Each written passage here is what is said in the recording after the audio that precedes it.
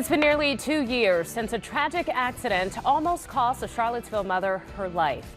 Charlie Anne Xavier and her husband Andre were just days away from opening a new brewery with his business partner when an explosion happened.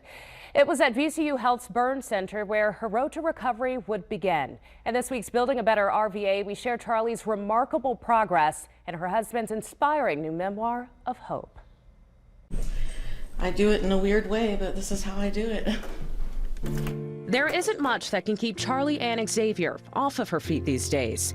And I do experience a lot of pain, and I do need very special shoes, but I can do it. And she wouldn't have it any other way.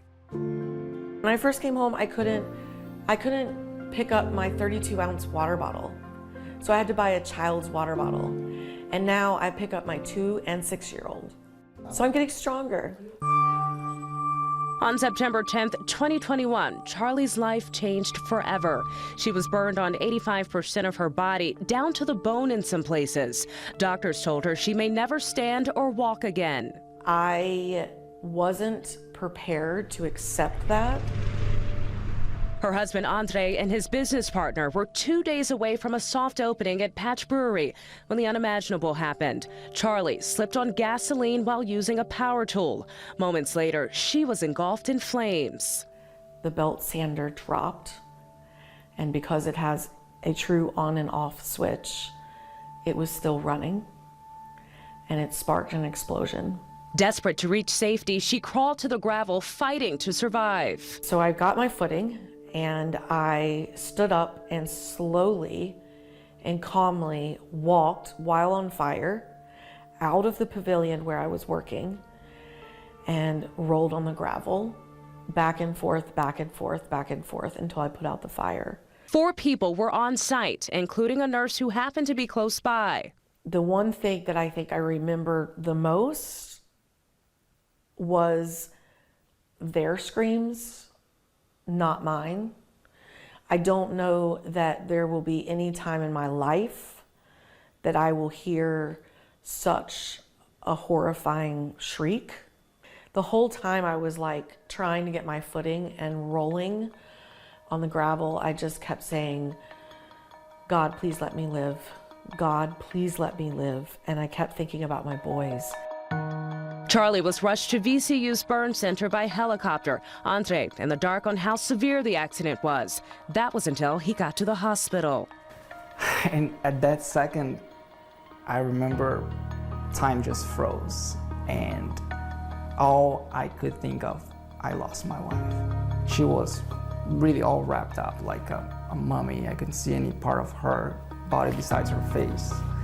But she was conscious. Conscious enough to write out a to-do list for her husband that included picking up baby food and tossing out a fish sandwich from the car. Wait, that's where you're thinking? Like you almost died and that's where you're thinking? I didn't want the car to get stunk up, and you're allergic to seafood. Charlie has had nearly 60 surgeries, but she's taking it all in stride and learning to adapt as she gets back to doing what she loves. Fun fact, you can't sweat anywhere that you've been burned. So if I don't have fans on me when I'm cooking in the kitchen, it's literally like blood, sweat, and tears going into everything. Can't believe you're up here. But perhaps her most proud moment happened last Christmas Eve. Julian! Cell phone video capturing the first time Charlie walked up the stairs after months of recovering downstairs, missing these special bedtime moments. Get on the bed, get on the bed, get on the bed! How did that make you feel? Like part of the family? Their mom again? And the surprises don't stop here. And by August, he will not be doing school drop-offs anymore. I will be driving. I think then life will be pretty much back to normal. Truly, some days it's hard to believe, you know, thinking, just looking back a year or so ago when doctors told me that she may not live. Shortly after Charlie's accident, she was given a 3% chance of survival and told she'd be hospitalized for a year. But thanks to advanced skin replacement treatments, she would spend only half of that time in the medical center. Blood donations playing a critical role in her recovery. If you have the ability to give, it's probably the biggest gift to yourself because you're helping people that you don't know, but trust me, to have Charlie here, to have our kids having their mother with them, is because of someone's generosity, right? Truly. A lot of people, actually.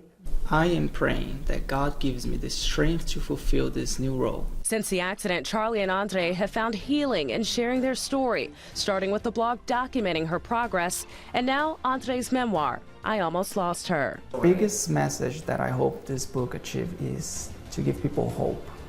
You know, it talks a lot about advocacy and like how to be there for your loved ones when the, unthinkable happens. An unthinkable tragedy that Charlie has overcome for a second chance at life. We know I used that. to say I was a miracle, and now I can say I'm a walking miracle. And soon a driving miracle. It's soon. Hitting up the Starbucks drive-thru. Oh my, yes. And you can see her humor is still intact. I really want to thank Andre and Charlie for sharing their story. Charlie, you are such an inspiration. By the way, she says that she'll likely have more surgeries in the years to come, but as you can see, she is doing so well. Blood donations were a big part of that. If you've been moved by this story and you'd like to donate blood to help save a life, we've made it easy for you. You can visit our website, NBC12.com. You'll also find more information on Andre's new memoir.